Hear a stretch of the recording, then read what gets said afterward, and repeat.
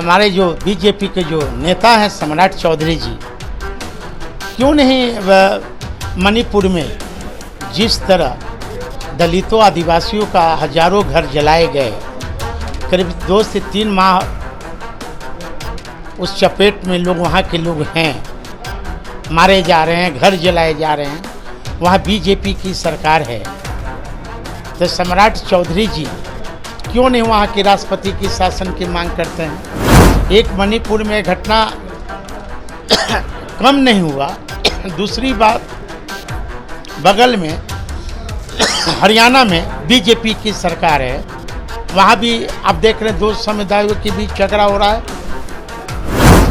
मध्य प्रदेश में एक बीजेपी के शीर्ष नेता के द्वारा एक दलित युवक को मुंह में पेशाब पिलाया जाता है, वहाँ की मांग क्यों नहीं करते हैं राष्ट्रपति का। 2024 के लोकसभा चुनाव में बिहार के मुख्यमंत्री नीतीश कुमार उत्तर प्रदेश के फूलपुर से चुनाव लड़ सकते हैं। इसको लेकर बिहार के मंत्री श्रवण कुमार ने यह साफ कह दिया है कि उम्मीद है कि नीतीश कुमार फूलपुर से चुनाव लड़ेंगे। ऐसे में साधु पासवान है हमारे साथ, राजद के SC/ST प्रकोष्ठ के प्रदेश अध्यक्ष। कैसे देख रहे हैं साधु जी, नीतीश कुमार की बात हो रही है, उत्तर प्रदेश से वो चुनाव लड़ेंगे 2024?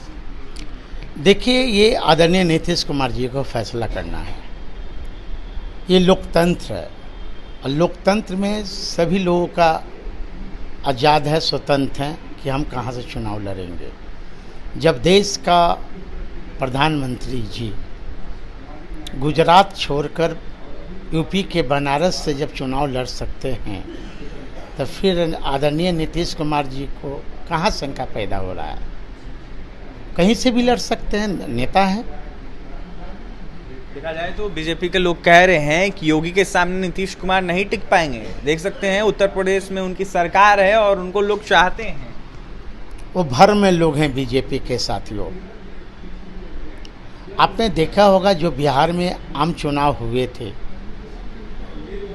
उस चुनाव में NDA वर्सेस UPA का लड़ाई हो रहा था। UPA के लोग तेजस्वी यादव जी के नेतृत्व में चुनाव लड़ रहे थे और NDA के लोग देश के प्रधानमंत्री जी के चेहरा पर चुनाव लड़ रहे थे। आप उसका रिजल्ट उठा के देख लीजिए या बीजेपी के साथी उठा के देख लें कि हम लोग मात्र 10,000 वोटों से अंतर थे। वो भी कई जिलों में हमारे उम्मीदवार को हराया गया, कहीं 200 वोट से, कहीं 100 वोट से। इस बार आंकड़ा भी पार बीजेपी वाले नहीं करते पिछले बार।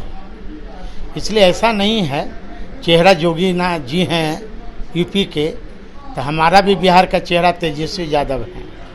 साधु जी, सवाल ये भी नेता प्रतिपक्ष विजय सिन्हा खड़ा कर रहे हैं कि नालंदा उनका गृह जिला, अगर वहां से वो लड़ते हैं तो वो हार जाएंगे, इसी डर से वो वहां का घोषणा नहीं कर रहे, उस सीट से चुनाव नहीं लड़ते। विजय कुमार सिन्हा जी पटना से चुनाव लड़के दिखा दे।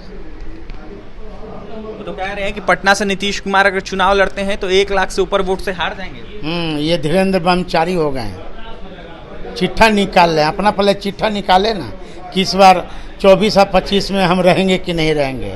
बीजेपी के बिहार प्रदेश अध्यक्ष सम्राट चौधरी गृह मंत्री से मिल रहे हैं। वो कह रहे हैं बिहार में घटना हो रही है, जो पत्र है वो सौंप रहे हैं। वो कह रहे हैं सरकार को ध्यान देना चाहिए इस पर। अब बीजेपी के नेताओं के पास बचा ही क्या है। अब कभी गृह मंत्री जी से मिलेंगे, कभी देश के प्रधानमंत्री जी से आग्रह करेंगे, कभी महामहिम राज्यपाल जी से मिले, लेकिन हमारे जो बीजेपी के जो नेता हैं सम्राट चौधरी जी, क्यों नहीं मणिपुर में जिस तरह दलितों आदिवासियों का हजारों घर जलाए गए, करीब 2 से 3 माह उस चपेट में लोग वहाँ के लोग हैं, मारे जा रहे हैं, घर जलाए जा रहे हैं, वहाँ बीजेपी की सरकार है। तो सम्राट चौधरी जी क्यों नहीं वहाँ के राष्ट्रपति की शासन की मांग करते हैं। एक मणिपुर में घटना कम नहीं हुआ, दूसरी बात बगल में हरियाणा में बीजेपी की सरकार है, वहाँ भी आप देख रहे हैं 2 समुदायों के बीच झगड़ा हो रहा है। मध्य प्रदेश में एक बीजेपी के शीर्ष नेता के द्वारा एक दलित युवक को मुंह में पेशाब पिलाया जाता है, वहाँ की मांग क्यों नहीं करते हैं राष्ट्रपति का। चिराग पासवान भी मांग कर रहे हैं बिहार में राष्ट्रपति शासन लगना चाहिए। तो चिराग जी मांग करते हैं, वो तो जब आते हैं 24 घंटा में 12 बार इस्तीफा मांगते हैं। तो चिराग जी मणिपुर में जो दलित और आदिवासी के घर जल रहे थे और देश का प्रधानमंत्री विदेश जाकर सूट बदल कर फोटो खिंचवा रहे थे, तो चिराग जी का उस पर टिप्पणी नहीं आना चाहिए। चिराग जी मणिपुर क्यों नहीं गए? चिराग जी मणिपुर की सरकार को बर्खास्त करने की मांग क्यों नहीं किए? चिराग जी अपने आप को दलित कहते हैं कि मैं दलितों का मठाधीश हूँ।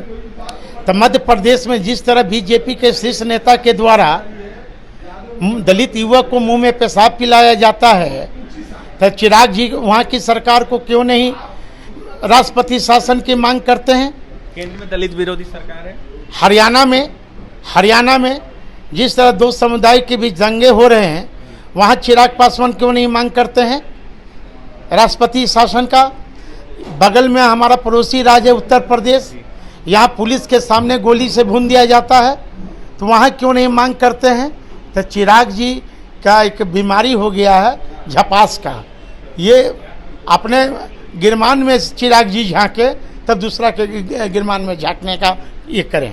देखिए, हमारे साथ साधु पासवान थे, राजद के SC/ST प्रकोष्ठ के प्रदेश अध्यक्ष हैं, तो वहीं जमकर निशाना साध रहे थे केंद्र सरकार पर चिराग पासवान। सीधा चिराग पासवान को यह साफ कह रहे थे कि उनको छपास की बीमारी हो गई है, इसलिए वो 12 बार इस्तीफा मांगते हैं और जहां घटना होता है वहां नहीं जाके बिहार को ही बार बार कहीं ना कहीं 2 सीट ठहराने का काम करते हैं। ऐसे में क्या कुछ कहते थे साधु पासवान आपने सुना है। और भी तमाम खबरों के लिए NBC 24 के साथ बने रहे। पटना से सहयोगी पंकज के साथ अभिषेक की रिपोर्ट।